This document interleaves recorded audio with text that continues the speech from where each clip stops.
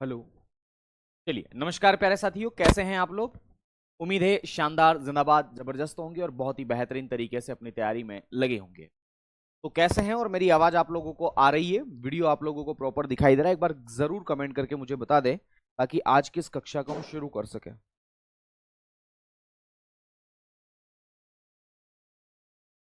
चलो, बहुत बढ़िया। मुस्कान, राधे, प्रीति, बहुत बढ़िया। अरुण, राहुल, आ रही है? ओके है? Is that okay? ओके, चलो। लास्ट टाइम हमने क्या पढ़ा था, हम लोग शुरुआत करते हैं। बजट के अवयव में आपको पढ़ा रहा था, एलिमेंट्स ऑफ बजट, है ना। और बजट के अवयव मैंने बताया था कि चूंकि सरकार का बजट है इसलिए सार्वजनिक बजट के नाम से जाना जाता है। क्या बोलते हैं इसे? सार्वजनिक बजट, पब्लिक बजट आप इसे कहते हैं। तो पब्लिक बजट जो है उसके दो एलिमेंट्स है, मतलब दो भागों में हम उसको देखते हैं, पढ़ते हैं। तो मैं लिख रहा हूं सार्वजनिक बजट। क्या लिखूंगा? सार्वजनिक बजट। सार्वजनिक बजट, इसको हम लोग बोलते हैं पब्लिक बजट। इसको किस नाम से जाना जाता है? इसको बोलते हैं पब्लिक बजट या लोक बजट भी आप इसे कह देते हैं। कल मैंने बताया था ना, पब्लिक बजट या लोक बजट। अब मैंने आपको एक बात और बताई थी कि जो पब्लिक बजट है या लोक बजट जो है, इसके कितने एलिमेंट है? दो एलिमेंट है भाई। सरकारी बजट है, सार्वजनिक बजट यानी कि सरकार का बजट। तो सरकार का बजट दो प्रकार का होता है। एक को बोलते हैं सार्वजनिक आय। भाई बजट, बजट में आय और व्यय दोनों होता है ना। तो एक होता है सार्वजनिक आय और एक होता है सार्वजनिक व्यय। यही मैंने बताया था ना कि सार्वजनिक आय और सार्वजनिक व्यय मतलब सरकार की एक वर्ष में आने वाली इनकम, और दूसरा है सार्वजनिक व्यय यानी कि सरकार का एक वर्ष में होने वाला खर्च। तो आइए जरा मैं यहां पर बताता हूं। सबसे पहला है सार्वजनिक आय। सार्वजनिक आय, सार्वजनिक बोल सकते हैं या इसको लोक शब्द से भी नोटिफाइड करते हैं। तो सार्वजनिक या लोक आय, और आय को हम लोग प्राप्ति भी कह सकते हैं। आय को हम लोग क्या बोलते हैं? प्राप्ति भी कह सकते हैं, कोई दिक्कत वाली बात नहीं। तो इसे आप अंग्रेजी में किस नाम से जानते हैं? तो इसे आप अंग्रेजी में जानते हैं मेरे साथियों, पब्लिक इनकम। Public income.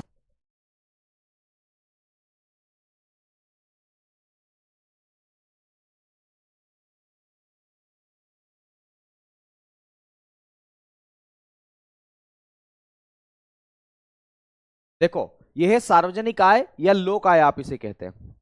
अंग्रेजी में इसके लिए जो शब्द है वो है पब्लिक इनकम या पब्लिक रिसीट। पब्लिक इनकम या पब्लिक रिसीट के नाम से आप इसे जानते हैं। यह अंग्रेजी में इसको जाना जाता है इस नाम से। ओके, तो देखो, सार्वजनिक आय या लोक प्राप्ति क्या होती है, इसके बारे में थोड़ी सी हम एक बात लिख लेते हैं कि क्या चीज है ना, और कैसे इसको समझा जा सकता है। तो आइए जरा इसके बारे में हम एक सिंपल सी परिभाषा लिख लेते हैं जो परीक्षा उपयोगी है आप लोगों के लिए। तो लिखेंगे सरकार को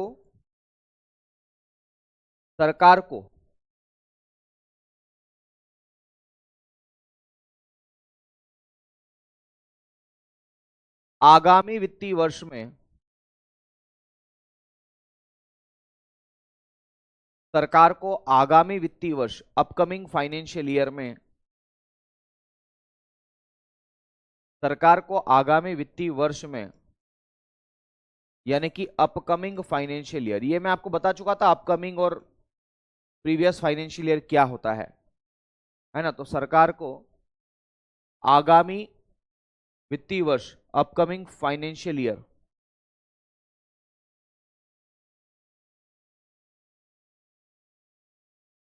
या आगामी वित्तीय वर्ष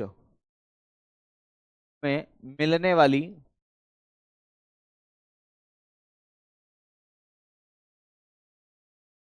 कुल आय,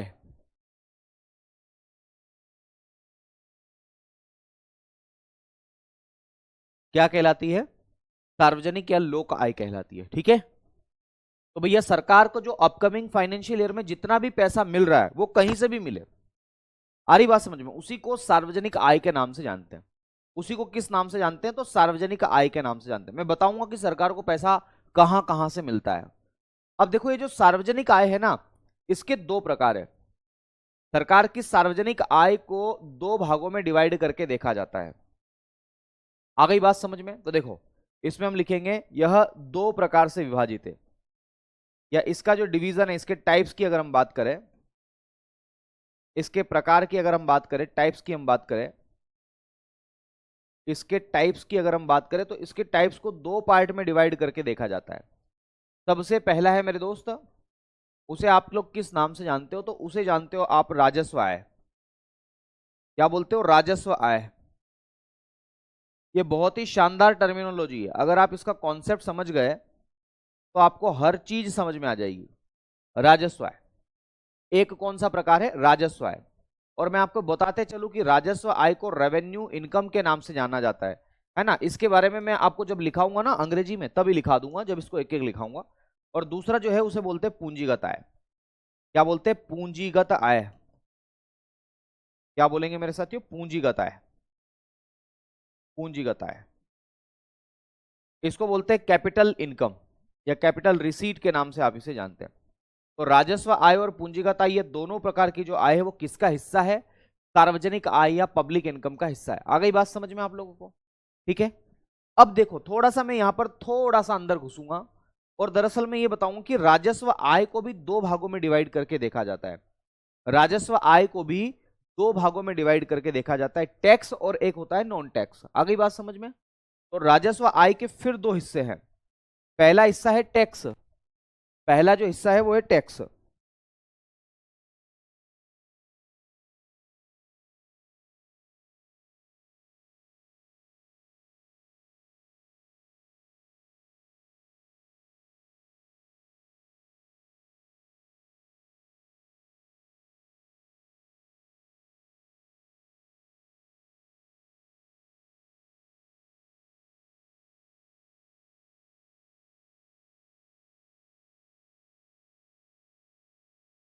चलो, मैं बोल रहा था कि राजस्व आय और पूंजीगत आय, मैंने ये कहा राजस्व आय को दो भागों में डिवाइड करके देखा जाता है।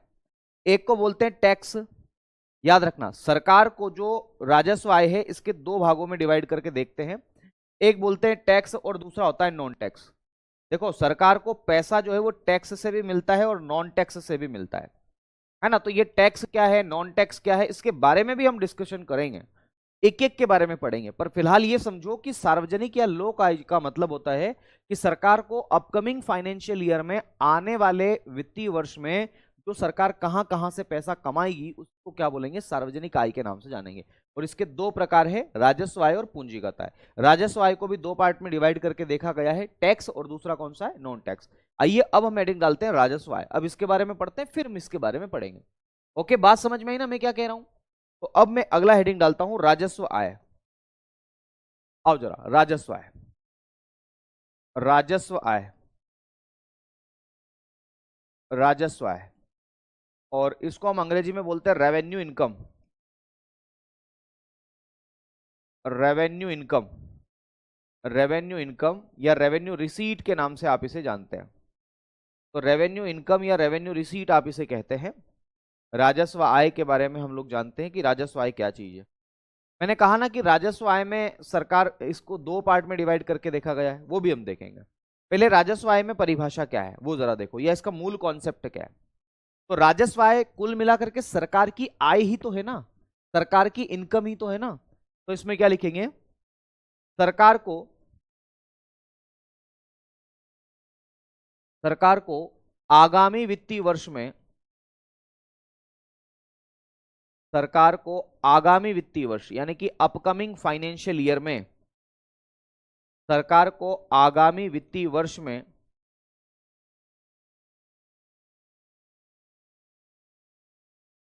है ना, सरकार को आगामी वित्तीय वर्ष में मिलने वाली,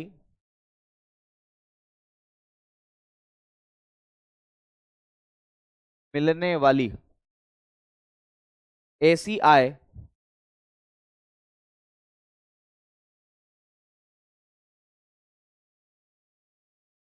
मतलब सरकार को मिलने वाला ऐसा पैसा जिससे, अब कैसा पैसा, यहां से समझना, ये मूल कॉन्सेप्ट है। और यहीं से आपको चीजें समझ में आनी भी लगेगी, है ना। तो सरकार को मिलने वाला ऐसा पैसा, भाई आने वाले समय में सरकार को पैसा मिलेगा, तो कैसा पैसा, तो बोले ऐसा पैसा, समझना मेरे बात को, मैं रेवेन्यू रिसीट की बात कर रहा हूं, है ना।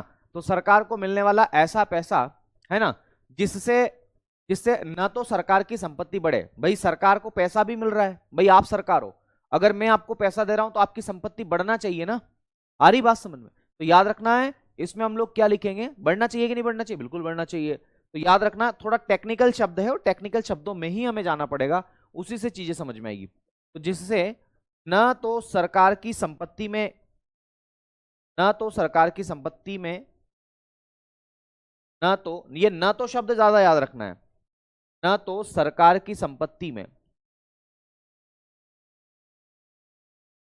न तो सरकार की संपत्ति में कमी हो, न तो सरकार की संपत्ति, संपत्ति का मतलब होता है असेट, है ना। तो न तो सरकार की संपत्ति में कमी हो, मतलब सरकार को पैसा भी मिले और सरकार की संपत्ति भी कम ना हो।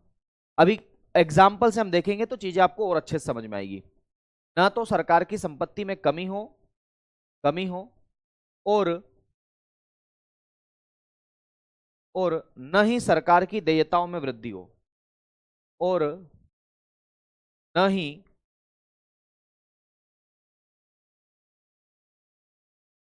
सरकार की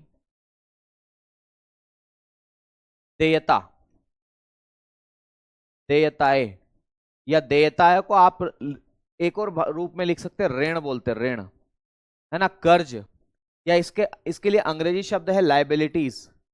अभी एक एक चीजें समझाऊंगा, टेंशन मत लो आप लोग, है ना। लाइबिलिटीज में वृद्धि हो, लाइबिलिटीज में वृद्धि हो, ये दो बातें आपको अगर समझ में आ गई तो आप बहुत ही आसानी से इस कॉन्सेप्ट को समझ जाओगे, और आपको समझा के रहूंगा, ये मेरा वादा है ना। तो देखो क्या मैंने बताया, दो बातें इसके अंदर बताई कि सरकार को मिलने वाला ऐसा पैसा, कैसा पैसा, तो ऐसा पैसा जिससे न तो सरकार की संपत्ति मेरे साथियों क्या हो, कम हो, है ना। देखो दो बातें मैंने आपको बताई और दोनों बातें मैं आपको यहां पर लिख करके बताता हूं। मैंने जो कॉन्सेप्ट बताया वो ये बताया कि न तो सरकार की संपत्ति क्या हो, कम हो,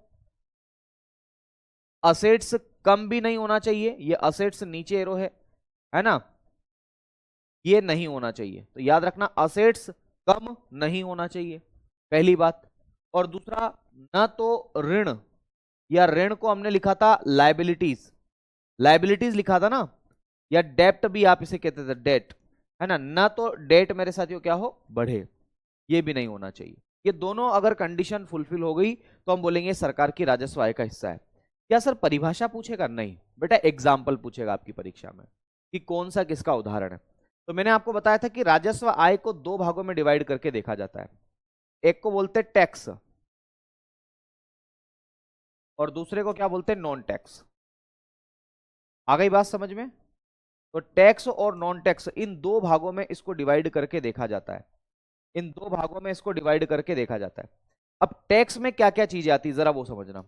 टैक्स के अंदर आता है मेरे दोस्त आपका इनकम टैक्स, या इनकम टैक्स की जगह ज्यादा सही शब्द है आप लिखिए इनडायरेक्ट टैक्स, इनडायरेक्ट टैक्स और डायरेक्ट टैक्स। भाई टैक्स वाला टॉपिक जब हम पढ़ेंगे तब मैं आपको बताऊंगा कि डायरेक्ट टैक्स कौन कौन से और इनडायरेक्ट टैक्स कौन कौन से हैं। तो टैक्स से मिलने वाला जितना भी पैसा है, चाहे वो इनकम टैक्स हो, चाहे वो कारपोरेट टैक्स हो, चाहे वो है ना मेरे साथियों एक्सपोर्ट ड्यूटीज हो, किसी भी प्रकार का कर, टोल टैक्स भी, है ना, और एक लिखेंगे इनडायरेक्ट टैक्स। तो टैक्स में डायरेक्ट टैक्स और इनडायरेक्ट टैक्स दोनों का हिस्सा आता है ना। तो ये सरकार को हम देते, जैसे मैं अपनी इनकम पर सरकार को पैसा देता हूं, मान लेते हैं कि मैं अपनी इनकम पर सरकार को पैसा देता हूं, तो मेरी जेब से पैसा सरकार के पास जाएगा, तो सरकार का कौन सा हिस्सा है, वो राजस्व आय। क्यों? क्योंकि उससे मैंने टैक्स दिया ना सरकार को, तो सिंपल सी बात है टैक्स का हिस्सा जो है वो राजस्व आय का हिस्सा है ना। अगर मैं टैक्स दे रहा हूं सरकार को, क्या सरकार की संपत्ति में कोई कमी हो रही है क्या? अरे भाई मेरी जेब से पैसा सरकार के गुल्लक में जाएगा, सरकार की जेब में जाएगा, तो संपत्ति कमी कहां होगी, संपत्ति तो बढ़ेगी ना। तो पहली कंडीशन तो फुलफिल हो गई ना। ना तो सरकार की संपत्ति में कमी हो रही है, कमी हो ही नहीं रही है। मैं टैक्स दे रहा हूं तो सरकार की संपत्ति कम कैसे हो सकती है? और क्या उससे सरकार की लायबिलिटीज या ऋण वृद्धि हो रही? क्या मैं टैक्स दे रहा हूं तो क्या सरकार मुझे टैक्स में ब्याज सहित देगी? क्या पैसा नहीं देगी भाई। टैक्स सरकार को दिया गया एक हम कहे अनुदान है जो हम दे रहे हैं, भूल जाते हैं। ऐसा नहीं, हम सरकार को नहीं बोल सकते हम टैक्स देते हैं हमारे ऊपर खर्च करो, नहीं बोल सकते। ठीक है, तो वही मैंने कहा। तो सरकार को जो जिससे भी टैक्स मिलता है, सरकार को जिन जिन टैक्स के माध्यम से पैसा मिलता है वो सरकार की कौन सी इनकम है? तो राजस्व आय है, रेवेन्यू इनकम के नाम से आप इसे जानते हैं। क्या बोलते हैं? रेवेन्यू इनकम आप इसे कहते हैं। अब नॉन टैक्स में क्या आता है? देखो, नॉन टैक्स में आता है आपका जुर्माना, पेनल्टी बोल देते हैं इसको, पेनल्टी। जैसे मैंने आपको बताया कि अगर कोई व्यक्ति है ना, पेनल्टी के नाम से जानते हैं, मान लो कोई व्यक्ति रॉन्ग साइड चल रहा है गाड़ी से, तो मामा जी रोक लेंगे। मामा जी यानी कि मालवा में पुलिस वालों को बोलते हैं, तो मामा जी बीच में ही रोक लेंगे। बेटा किधर जा रहा है? बोले मामा जी बस यहीं जा रहा था पड़ोस में। रुक रुक बेटा, 200 रुपए का चालान बना जा, है ना, चालान पे कर जा, फिर चले जाना। बेटा रॉन्ग साइड चल रहा था। अगर किसी व्यक्ति ने हेलमेट नहीं पहना है तो उसका चालान बन जाएगा। आ रही बात समझ में? तो ये चालान या पेनल्टी जो है ये नॉन टैक्स का हिस्सा है। आ गई बात समझ में? ये टैक्स के अंदर थोड़ी आता है, चालान टैक्स का हिस्सा थोड़ी है। फिर नॉन टैक्स में और क्या क्या आ सकता है भाई? सरकार के जो उपक्रम है, जैसे बीएसएनएल हो गया, एमटीएनएल तो अब रहा नहीं, बीएसएनएल की मैं बात करूं, एनटीपीसी की मैं बात करूं, ये जितने भी एलआईसी की मैं बात करूं, ये सरकार के उपक्रम है, ये सरकार के उद्योग है, सरकार के उद्यम स्थापित किए गए सरकार के द्वारा। तो ये जो सरकारी उपक्रम है जिन्हें पीएसयू, पब्लिक सेक्टर अंडरटेकिंग के नाम से जाना जाता है, सार्वजनिक जितने भी उपक्रम होते हैं ना जो सरकार के द्वारा चलाए जा रहे हैं, उन्हें पीएसयू के नाम से जाना जाता है। तो ये पीएसयू से जो लाभ मिलता है भाई, ये भी तो एक कंपनी है ना, तो इससे कुछ कभी ना कभी तो बेनिफिट मिलेगा। ऐसा नहीं है, कभी भी नुकसान में नहीं होती चीजें, लेकिन ठीक है, सरकार अपनी जगह है। तो मैं ये कहना चाह रहा हूं कि जैसे मान लो मैं कोई उद्यम स्टार्ट करूं, तो मेरे को नुकसान होगा तो मैं चला पाऊंगा कि नहीं चला पाऊंगा? वैसे ही सरकार के भी तो उद्यम है, बीएसएनएल हो गया, एमटीएनएल हो गया, एनटीपीसी, एलआईसी, ये सारे के सारे सरकार के उद्यम है। तो इन उद्यमों से जो लाभ मिल रहा है उससे भी मेरे दोस्त सरकार की संपत्ति कम नहीं हो रही, उल्टी बढ़ रही है। उससे भी सरकार की ऋण जो है वो बढ़ेगा नहीं, है ना, ऋण बढ़ेगा नहीं, उससे उल्टा कम होगा, क्योंकि उनके पास पैसा है तो वो लोन देंगे, सॉरी अपना कर्जा माफ करेंगे। तो ये बात आपको याद रखना। तो पेनल्टी के साथ साथ में नॉन टैक्स में एक और बातें लिखूंगा, पीएसयू से मिलने वाला लाभ, पीएसयू से मिलने वाला लाभ, मिलने वाला लाभ, पीएसयू से मिलने वाला लाभ, मिलने वाला लाभ। तो मेरे दोस्त जो पब्लिक सेक्टर अंडरटेकिंग है, सार्वजनिक क्षेत्र के उपक्रम है, उनसे जो लाभ मिल रहा है वो भी राजस्व आय का हिस्सा है। ठीक है, वो भी क्या है? राजस्व आय का हिस्सा है। इसके अलावा हो सकता है, भगवान करे कभी ऐसा हो, मतलब हो भी रहा है ऐसे तो, कि हम इतने सक्षम हो जाए कि हम दूसरे को लोन दे सके। तो मान लो भारत सरकार के द्वारा किसी दूसरे देशों की सरकार को ऋण दिया गया, नेपाल सरकार को ऋण दिया गया, हम भूटान को दे सकते हैं, नेपाल को दे सकते हैं, यही दे सकते हैं, अमेरिका तो हमें देगा। खैर, भारत अब चौथी सबसे बड़ी अर्थव्यवस्था बन गया है। तो मान लो कि हमने लोन दिया नेपाल को, तो लोन दे रहे हैं हम, दे दिया हमने, अगले साल हमें जो ब्याज मिलेगा, ब्याज प्राप्ति, इंटरेस्ट पेमेंट जो मिलेगा हमें, है ना, वो किसका हिस्सा है? तो वो भी मेरे साथियों आपके राजस्व आय का हिस्सा है, क्योंकि नेपाल के द्वारा हमें ब्याज दिया गया है। याद रखना, नेपाल हमें क्या दे रहा है? ब्याज दे रहा है। तो जो ब्याज है वो किसका हिस्सा है? तो वो राजस्व आय का हिस्सा है, क्योंकि उस ब्याज से सरकार की संपत्ति में कमी नहीं होती है और नहीं सरकार का ऋण जो है वो बढ़ता है। तो हम क्या लिख सकते हैं नॉन टैक्स में? एक और हिस्सा वो है ब्याज प्राप्ति, ब्याज प्राप्ति, इंटरेस्ट पेमेंट, ब्याज प्राप्ति। ओके, इसको अंग्रेजी में क्या बोलते हैं? इंटरेस्ट पेमेंट के नाम से आप इसे जानते हैं। तो ये दरअसल इतनी बातें हैं जो राजस्व आय के अंतर्गत आपको याद रखना है, बहुत इंपॉर्टेंट है। क्रिस्टल क्लियर हो गया तो बहुत अच्छी बात है, नहीं हुआ तो इसको एक बार और पढ़ो और फिर जवाब दो। जल्दी से बताओ, चलो बताओ भाई बताओ, बहुत इंपॉर्टेंट है ये, बहुत इंपॉर्टेंट है। हाँ बेटा, गुड इवनिंग, गुड इवनिंग, है ना, बहुत बढ़िया, गुड इवनिंग रहना। तो ये बताओ इसका आंसर क्या है ना? आ गई बात समझ में? तो मैंने क्या बताया, एक बार रिवीजन करवा दूं। देखो, मैंने ये बताया कि सरकार की जो इनकम है उसे सार्वजनिक आय के नाम से जाना जाता है, पब्लिक इनकम बोलते हैं। सरकार की इनकम को दो पार्ट में डिवाइड करके देखा जाता है, एक है आपका राजस्व आय, दूसरा है आपका पूंजीगत आय। राजस्व आय में दो हिस्से हैं, टैक्स और नॉन टैक्स। दरअसल राजस्व आय होती क्या है? तो राजस्व आय का मतलब सिंपल सा, ये दो बातें नीचे वाली याद रख लो कि सरकार को मिलने वाला ऐसा पैसा जिससे न तो सरकार की संपत्ति कम हो, न ही सरकार के ऋण में वृद्धि हो। ऋण को लाइबिलिटीज के नाम से जाना जाता है। आ गई बात समझ में? ये दरअसल आपको समझना है। अब सरकार को टैक्स से जो पैसा मिल रहा है वो सरकार की कौन सी इनकम है? तो मुझे बताओ, टैक्स से जो पैसा मिल रहा है, क्या उस पैसे की वजह से सरकार की संपत्ति में कोई कमी हो रही है क्या? नहीं हो रही है। पहली शर्त पूरी हो गई? बिल्कुल हो गई। फिर दूसरी शर्त क्या है? क्या सरकार के ऋण में वृद्धि हो रही? क्या कैसे होगी?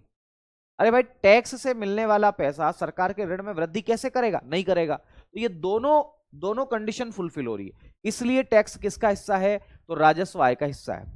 भाई सरकार के जो उपक्रम है, जैसे बीएसएनएल, एमटीएनएल, एनटीपीसी, एलआईसी और भी जितने सारे उपक्रम हो सकते हैं, उनसे सरकार को कुछ बेनिफिट्स मिलेगा, लाभ मिलेगा, पैसा कमाएंगे वो।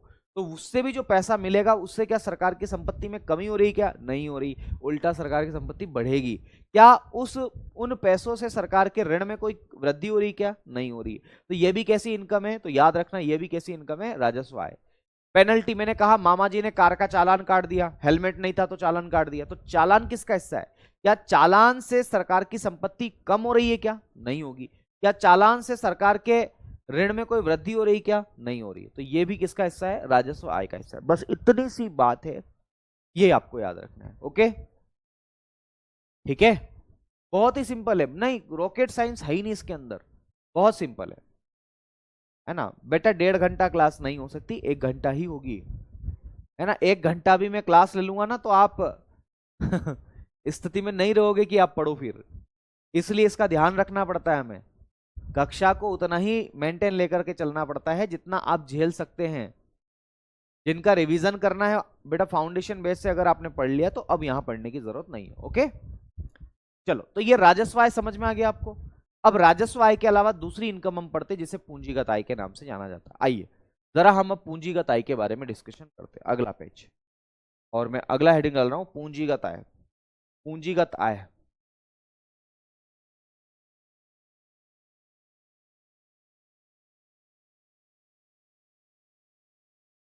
पूंजीगत आय। और पूंजीगत आय को आप लोग किस नाम से जानते हैं? कैपिटल इनकम के नाम से जानते हैं, या कैपिटल रिसीट के नाम से भी आप इसे जानते हैं। तो मैंने लिखा कैपिटल इनकम।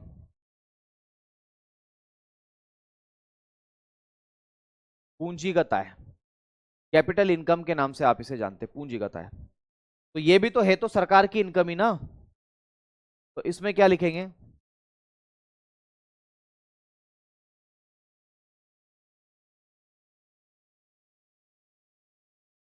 इसमें लिखेंगे सरकार को मिलने वाला ऐसा पैसा जिससे,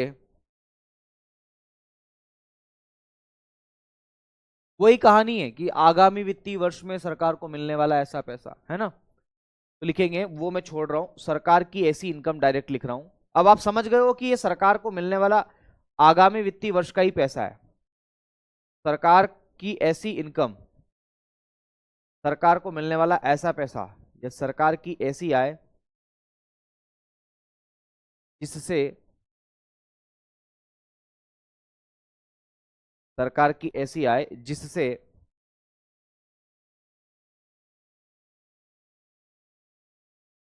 सरकार की ऐसी आय जिससे या तो सरकार की संपत्ति बढ़े, देखो यहां पर लिखा है या तो सरकार की, या तो सरकार की, या लिखा है, शब्दों का जरा याद रखना है। या तो सरकार की संपत्ति बढ़े, या तो सरकार की संपत्ति, संपत्ति का मतलब होता है असेट, में वृद्धि हो, या तो सरकार की संपत्ति में वृद्धि हो, या तो सरकार की संपत्ति बढ़ जाए, या फिर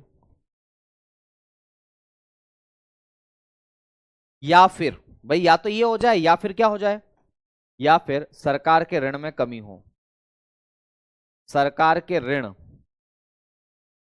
सरकार का जो कर्ज है, ऋण है, उसमें क्या हो जाए, कमी हो जाए। कर्ज को आप लाइबिलिटीज भी बोलते हैं, देयता भी बोलते हैं, या तो सरकार के ऋण में कमी हो। तो इसमें भी दो शर्त आ गई।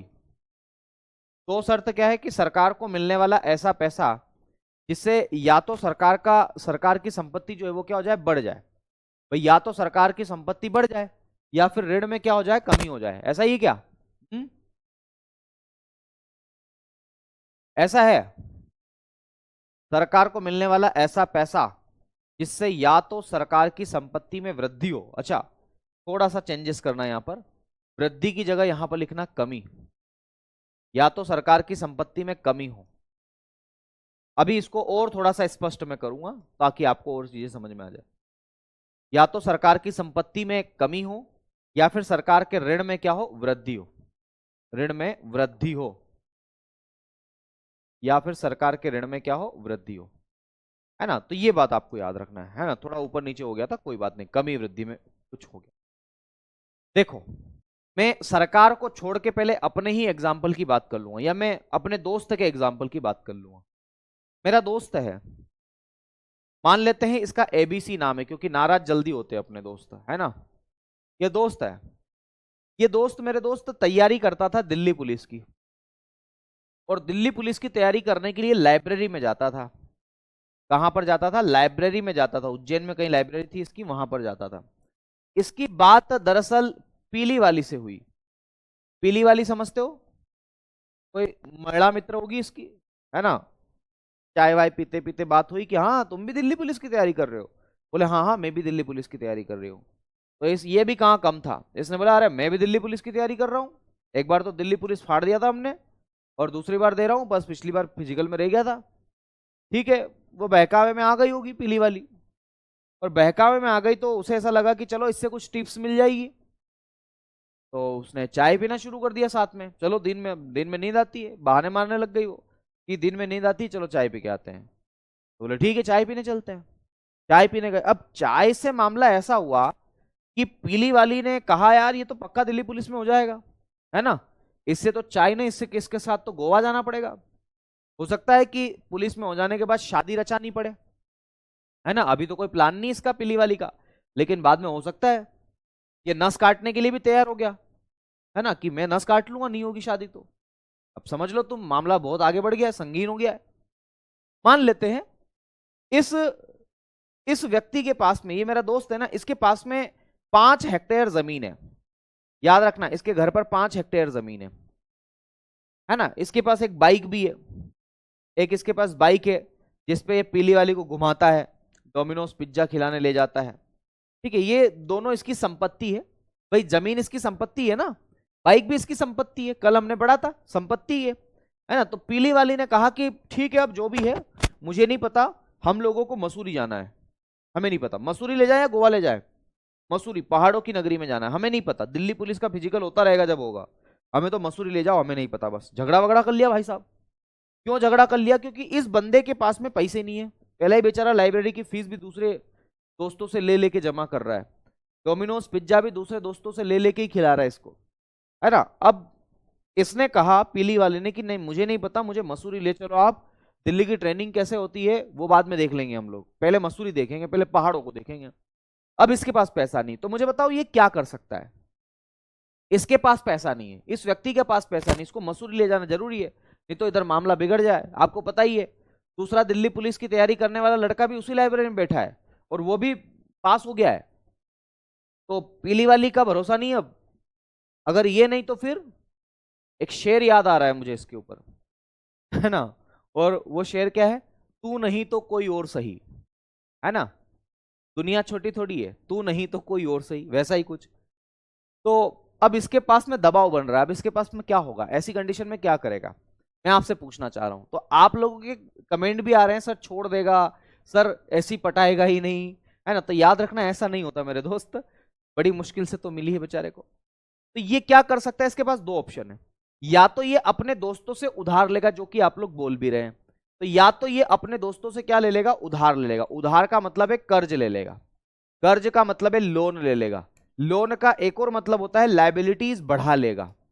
लायबिलिटीज क्या कर लेगा, बढ़ा लेगा। आ गई बात समझ में? तो लायबिलिटीज समझ में नहीं आया हो तो भी आप इतना समझे कि कर्ज बढ़ा लेगा, लोन ले लेगा और फिर इसको मसूरी ले जाएगा। तो पहला ऑप्शन है तो कर्ज बढ़ाना, है ना, लोन लेकर के मसूरी ले जाएगा। दूसरा ऑप्शन क्या है? दूसरा ऑप्शन, इसके ऑप्शन तो ढेर सारे हैं पर मैं केवल 2 ही ऑप्शन आपको बताऊंगा और वही जरूरी, वही हमें पढ़ना है। दूसरा ऑप्शन है ये अपनी बाइक को गिरवी रख दे, या हो सकता है बेच दे, है ना, ये अपने 5 हेक्टेयर जमीन में से 2 हेक्टेयर जमीन जो है वो बेच दे। आ रही बात समझ में? तो ये संपत्ति है, बाइक और हेक्टेयर, बाइक और जमीन इसकी संपत्ति है। इस बाइक को बेच करके या संपत्ति को कम करके 5 हेक्टेयर में से 2 हेक्टेयर जमीन निकाल करके संपत्ति को कम करके भी तो मसूरी ले जा सकता है ना, तब भी तो इसको पैसा मिल जाएगा। तो इसके पास पैसा प्राप्त करने के 2 उपाय मैंने आपको बता दिए, या तो कर्ज लेके पैसा मिल जाए इसको, या फिर अपनी संपत्ति बेच के। सरकार के पास भी 2 ऑप्शन है। पूंजीगत आय का मतलब क्या है वो देखो। अब सरकार की ऐसी आय जिससे या तो सरकार की संपत्ति में कमी हो, या तो ये सरकार है, अब ये मेरा दोस्त नहीं सरकार है, मोदी जी मान लो, नहीं मोदी जी नहीं कर सकते ऐसा, ठीक है, हो सकता है। तो मोदी जी है, या तो मोदी जी इसको मसूरी लेकर के जाए तो अपनी संपत्ति बेच करके जाए कि भाई चलो भाई पैसे नहीं तो संपत्ति, अरे अपन तो फकीर आदमी झोला लेके चल देंगे, तो मान लो झोला लेके चले क्योंकि झोले में पैसे रखना है। तो पैसे रखना है तो उसके लिए क्या करनी पड़ेगी, बाई बेचनी पड़ेगी मोदी जी को, या 5 हेक्टेयर जमीन में से 2 हेक्टेयर निकालनी पड़ेगी, तभी तो मसूरी जा पाएंगे ना।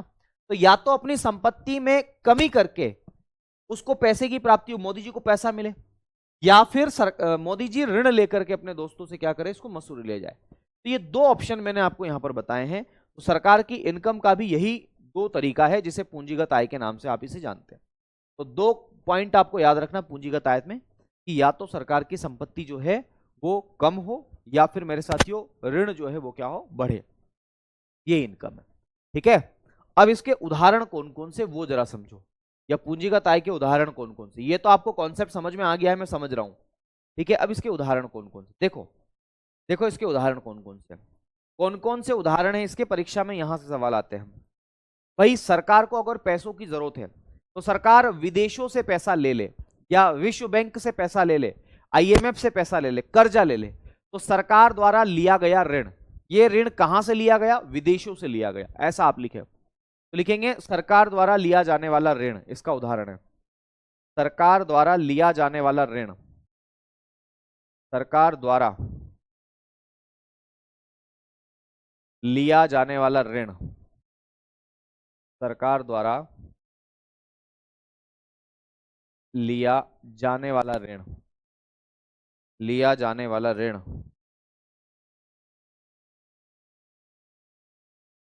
सरकार द्वारा लिया जाने वाला ऋण। अब ये ऋण भारत सरकार जो है कहां कहां से ले सकती है, तो विदेशों से ले सकती है, विदेशी बैंकों से ले सकती है, अलग अलग स्थानों से ये ऋण जो है वो ले सकती है। आ गई बात समझ में?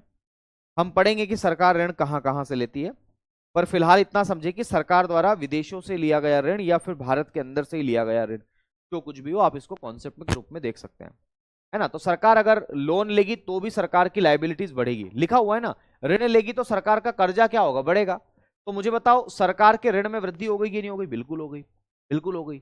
या फिर सरकार क्या करे, सरकार के जो सार्वजनिक उपक्रम है, जैसे सरकार रेलवे की हिस्सेदारी को बेच रही है, सरकार BSNL LIC की हिस्सेदारी को बेच रही है, तो सरकार जब सार्वजनिक उपक्रमों की बिक्री करती है तो उसे बोलते हैं अंग्रेजी में डिसइन्वेस्टमेंट, है ना, हिंदी में बोलते हैं विनिवेश। क्या बोलते हैं, विनिवेश। तो याद रखना है PSU का जो विनिवेश है, दूसरा एग्जांपल क्या लिखेंगे, PSU का विनिवेश, PSU का विनिवेश, PSU का विनिवेश। अब भाई दिल्ली पुलिस वालों, यहां से सवाल आपकी एग्जाम में आए हुए हैं, है ना, मैं कल क्वेश्चन भी लेकर के आ जाऊंगा इसके। PSU का विनिवेश, disinvestment of PSU, disinvestment, disinvestment का मतलब होता है कि निवेश का उल्टा है ये। तो PSU जो है, पब्लिक सेक्टर अंडरटेकिंग जो है, उनका विनिवेश कर देना, LIC की हिस्सेदारी को बेच देना, NTPC की हिस्सेदारी को बेच देना, रेलवे के शेयरधारिता को बेच देना, तो ये भी इसका एग्जाम्पल आता है, ठीक है। आ गई बात समझ में? Okay okay. तो मुझे बताओ अगर सरकार अपनी संपत्ति का एक हिस्सा बेचेगी, सरकार का मतलब मेरा दोस्त मोदी जी, मेरे दोस्त नहीं है पर मैं आपको बता रहा हूं कि मेरा दोस्त और मोदी जी, आप कल्पना कर लो। तो मोदी जी अगर विदेशों से ऋण ले लें तो सर मोदी जी का कर्ज बढ़ जाएगा, मोदी जी का नहीं, वो तो सरकार के हिस्से हैं तो सरकार का कर्ज बढ़ेगा, भारत सरकार का कर्ज बढ़ेगा। या फिर क्या हो जाए, मोदी जी क्या करें, मोदी जी या फिर क्या करें, तो याद रखना मोदी जी अपनी संपत्ति को बेच दे, बाइक को बेच दे, जमीन को बेच दे, तो भी पैसा सरकार को मिल जाएगा। तो दरअसल इसी को आप लोग किस नाम से जानते हैं, पूंजीगत आय के नाम से जानते हैं। बस ये इतनी सी बात है क्योंकि आपको यहां पर पढ़ना है, याद रखना है, सवाल बहुत इंपॉर्टेंट यहां से बन सकते हैं आपकी परीक्षा में, इसलिए मैंने इसको करवा दिया। ओके, बताओ भाई, ये दोनों मामले पेचीदे हैं, इन दोनों को अच्छे से आप पढ़ोगे तभी समझ में आएगा। और मैं तो कहता हूं एक दिन में एक ही पढ़ो, क्यों ज्यादा पढ़ना है, अभी कौन सी आपकी एग्जाम है ना, एक दिन में एक टॉपिक पढ़ लो, ठीक है।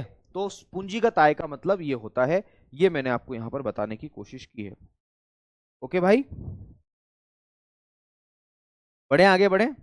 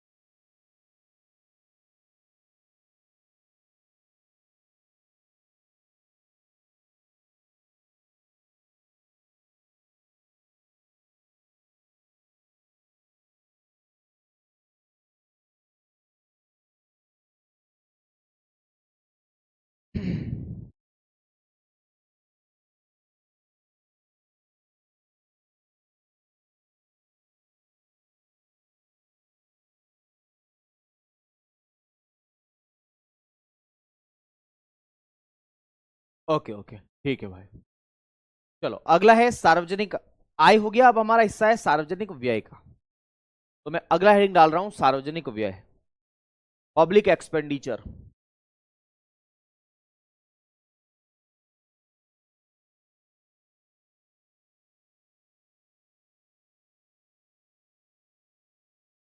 सार्वजनिक व्यय,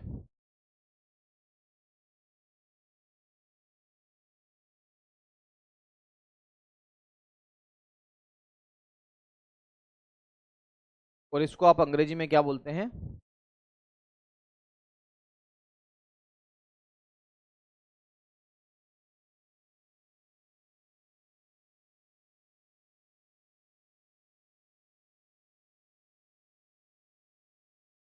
पब्लिक एक्सपेंडिचर। पब्लिक एक्सपेंडिचर के नाम से आप इसे जानते हैं, पब्लिक एक्सपेंडिचर के नाम से आप इसे जानते हैं। तो पहला है सार्वजनिक आय और दूसरा हिस्सा कौन सा है, सार्वजनिक व्यय। अब सार्वजनिक व्यय का मतलब क्या है, तो सरकार का आगामी वित्तीय वर्ष में जितना भी खर्चा होने वाला है उसी को सार्वजनिक व्यय के नाम से जाना जाता है ना। तो इसमें हम लिखेंगे, सार्वजनिक व्यय में हम लिखेंगे लिखेंगे सरकार का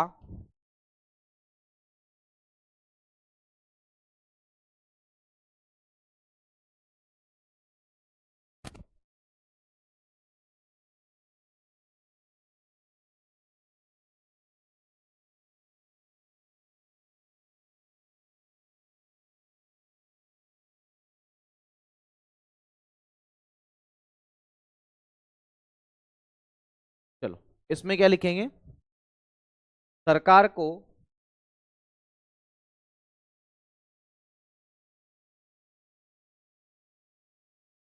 आगामी वित्तीय वर्ष में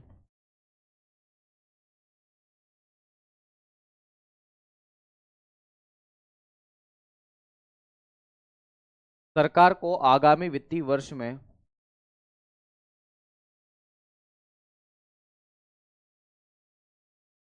मिलने वाली, सॉरी, सरकार का आगामी वित्तीय वर्ष में होने वाला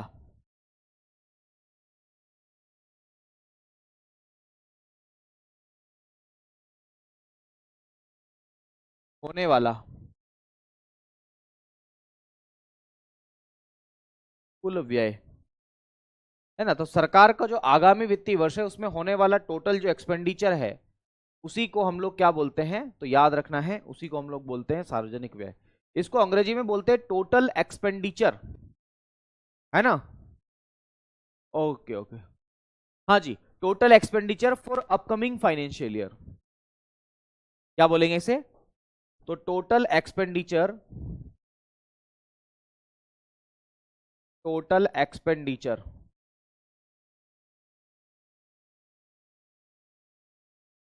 टोटल एक्सपेंडिचर फॉर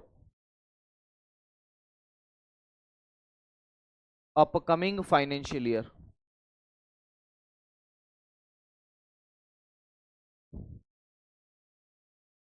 ठीक है ना? चलो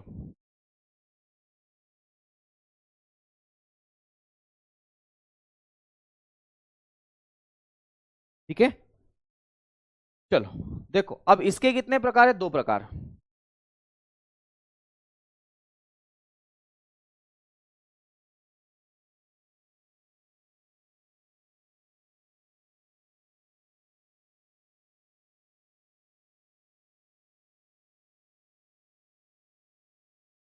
इसके कितने प्रकार है? 2 प्रकार है। 2 प्रकार कौन कौन से हैं? तो वही, एक को हम बोलते हैं राजस्व व्यय,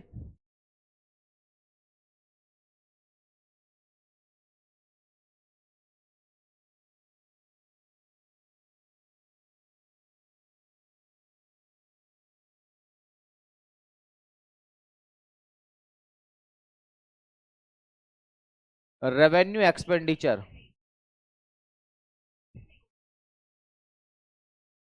रेवेन्यू एक्सपेंडिचर मैं भी आगे लिखवाऊंगा। और दूसरा जो होता है उसे बोलते हैं पूंजीगत व्यय, कैपिटल एक्सपेंडिचर, पूंजीगत व्यय, है ना? इन दोनों के बारे में मैं बताऊंगा, डोंट वरी, है ना? सबसे पहला हम राजस्व व्यय के बारे में पढ़ते हैं कि राजस्व व्यय क्या है। तो हेडिंग डालेंगे, सबसे पहला लिखेंगे राजस्व व्यय।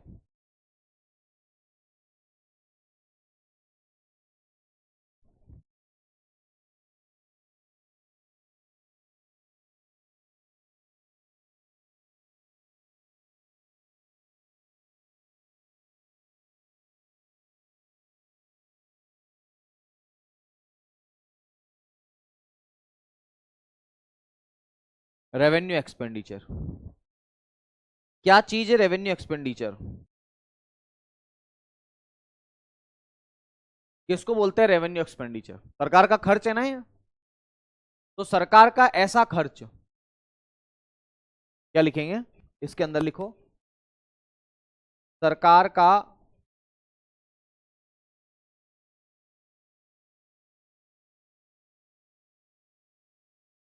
ऐसा खर्च जिससे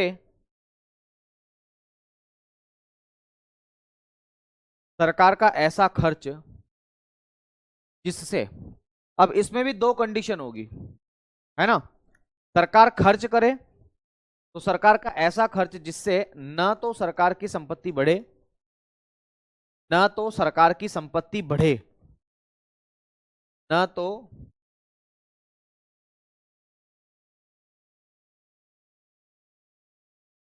न तो सरकार की संपत्ति, न तो सरकार की संपत्ति यानी कि असेट्स, न तो सरकार की संपत्ति में वृद्धि हो, न तो सरकार की संपत्ति में वृद्धि हो,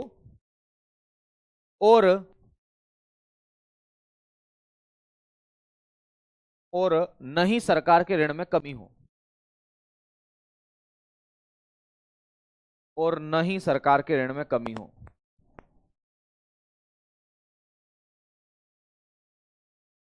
जैसे देखो, कर्जा मेरे ऊपर भी है, लोग मेरी तरफ भी पैसा मांगते हैं, ऐसा नहीं है, मैंने भी ले रखा है लोगों से पैसा अपनी आवश्यकताओं की पूर्ति के लिए, चाहे वो घरेलू आवश्यकता है, चाहे वो किसी भी प्रकार की आवश्यकता है। तो कर्जा तो होता ही, हर व्यक्ति का होता है। तो मान लो मेरे पास में 5 लाख रुपए रखे हैं, क्योंकि नहीं है, लेकिन मान लो कि रखे हैं, तो मैं क्या कर सकता हूं? मैं उसको खर्च करूंगा, बिल्कुल खर्च करूंगा। तो या तो मैं ऐसी तरीके से खर्च करूं, समझना मेरी बात को, या तो मैं उन 5 लाख रुपए का ऐसी जगह खर्च करूं कि मेरा लोन कम हो जाए, है ना, और या फिर मैं ऐसा खर्च करूं कि मुझे मेरे पास में संपत्ति बढ़ जाए। जैसे 5 लाख में से अगर मैं प्लॉट ले लूंगा तो मेरी संपत्ति बढ़ेगी कि नहीं बढ़ेगी, एक असेट मेरे साथ में जुड़ जाएगी कि नहीं जुड़ जाएगी, बिल्कुल। अगर मैं कार ले लूंगा तो मेरी संपत्ति बढ़ेगी कि नहीं बढ़ेगी, बिल्कुल बढ़ेगी, है ना। तो याद रखना है, सरकार खर्च कर रही है तो मेरे पास जो पैसा है वो मैं खर्च कर रहा हूं, मैं अपने आप को सरकार मान रहा हूं, आप भी अपने आप को सरकार मानो।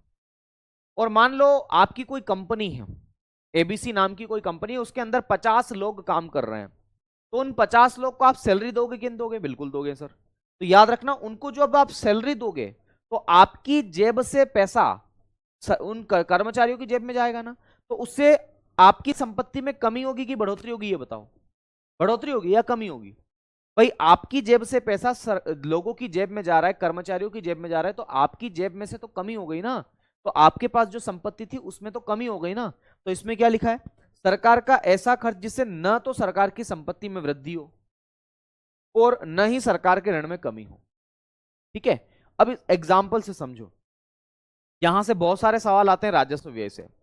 मुझे बताओ, सरकार या आप लोग किसी व्यक्ति को सैलरी दोगे, या सरकार, मान लो आप ही दिल्ली पुलिस में चले गए तो आपको सैलरी मिलेगी सरकार की जेब से, तो आपको जब सैलरी मिल रही है तो क्या इससे सरकार की संपत्ति बढ़ रही है, क्या नहीं बढ़ रही है ना। क्या इससे सरकार के ऋण में कोई कमी हो रही है, क्या नहीं हो रही। भाई जो काम है वो तो देना ही पड़ेगा ना, जो सैलरी है वो तो देना ही पड़ेगी ना, आ रही बात समझ में, तो सैलरी तो देना ही पड़ेगी। तो मैं वही आपको कहना चाह रहा हूं, समझने की कोशिश करना। और बात यह है कि सरकार जो आपको सैलरी देती है वो सरकार का कैसा खर्च है, वो राजस्व व्यय है। इसके बाद में सरकार आपको देगी पेंशन, जब आप बुढ़े हो जाओगे तो सरकार आपको पेंशन भी देगी, है ना, सरकार पेंशन देती है, तो सरकार का भी खर्च है ये। और सरकार इसके साथ साथ आपको पढ़ने के लिए स्कॉलरशिप भी तो देगी ना, स्कॉलरशिप, स्कॉलरशिप, स्कॉलरशिप देगी मेरे साथियों, सरकार का ये भी खर्च है। सरकार कई बार सब्सिडी देती है, तो सब्सिडी से सरकार की संपत्ति में कोई कमी नहीं होती है, सॉरी कोई वृद्धि नहीं होती है, और सरकार के ऋण में भी कोई कमी नहीं होती। सब्सिडी देगी तो अपनी जेब से देगी, है ना, तो सब्सिडी हो गया आपका इसमें एक एग्जाम्पल। सरकार पेंशन देती है। अच्छा, इसके अलावा सरकार ने अगर मान लो विदेशी संस्थाओं से या विदेशी बैंकों से ऋण ले रखा है तो सरकार उसका ब्याज भी तो देगी ना, इंटरेस्ट पेमेंट, तो ब्याज अदायगी बोलते हैं इसको, ब्याज अदायगी, ब्याज अदायगी, इंटरेस्ट पेमेंट बोलते हैं इसको। सरकार जब ब्याज देती है ना दूसरे देशों को या विश्व बैंक को या किसी भी तरीके से, तो वो भी सरकार का कैसा हिस्सा है, तो राजस्व व्यय का हिस्सा है। तो मेरे दोस्त ये भी आपत्ति व्यय भी है, लेकिन मुझे लगता है कि इससे ज्यादा आप झेल नहीं पाओगे, इसलिए इस क्लास को मैं यहीं पर एंड करूंगा। ठीक है, इससे ज्यादा अब आपकी बस की बात नहीं है, तो इतना भर जरूर पढ़ लीजिएगा, एक बार पढ़ के आइएगा, समझिएगा, कोशिश करिएगा देखने की, हर चीज आपको आसानी से समझ में आएगी, विश्वास करिएगा। ठीक है, तो चलिए फिर आज के लिए इतना ही करते हैं, शेष वार्ता अब आपसे कल करेंगे, कल शाम को 6 बजे फिर से मुलाकात करेंगे नए टॉपिक, नई ऊर्जा के साथ में।